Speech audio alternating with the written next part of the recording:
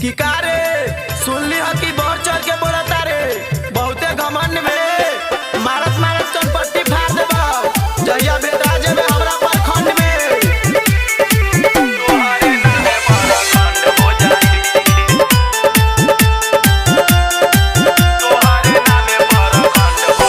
जहिया मां जनुआ तोर दबंग हो जाई तोहरे नामे प्रखंड हो जाई भले जवानी हमर झंड हो जाई तोहरे नामे प्रखंड हो जाई। जहिया मां जनुआ तोर दबंग हो जाई तोहरे नामे प्रखंड हो जाई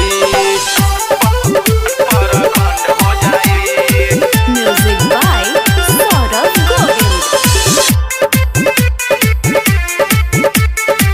तोहरे नामे प्रखंड हो जाई भले जवानी हमर जेलबे में कटी तबो नए गोरी पावर हमर घटी भले जवानी हमर जेलबे में कटी तबो नए गोरी पावर हमर घटी। पैसा के जहिया घमंड हो जाई तोहरे ही नामे प्रखंड हो जाई भले जवानी हमर झंड हो जाई तोहरे नामे प्रखंड हो जाई। जहिया मां जनुआ तोर दबंग हो जाई तोहरे नामे प्रखंड हो जाई प्रखंड हो जाई।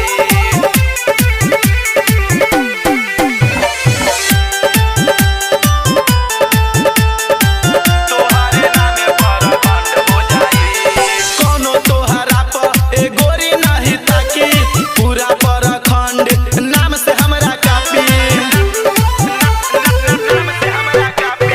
कोनो तोहरा पर ए गोरी नहीं ताकी पूरा प्रखंड नाम से हमरा कापी। जहिया रौशनवा दबंग हो जाई तोहरे ही नामे प्रखंड हो जाई भले जवानी हमर झंड हो जाई तोहरे नामे प्रखंड हो जाई। जहिया मां जनुआ तोर दबंग हो जाई तोहरे नामे प्रखंड हो जाई। बाघ आर्ट रिकॉर्डिंग स्टूडियो राजापुर सोनी बाजार सीतामढ़ी बिहार।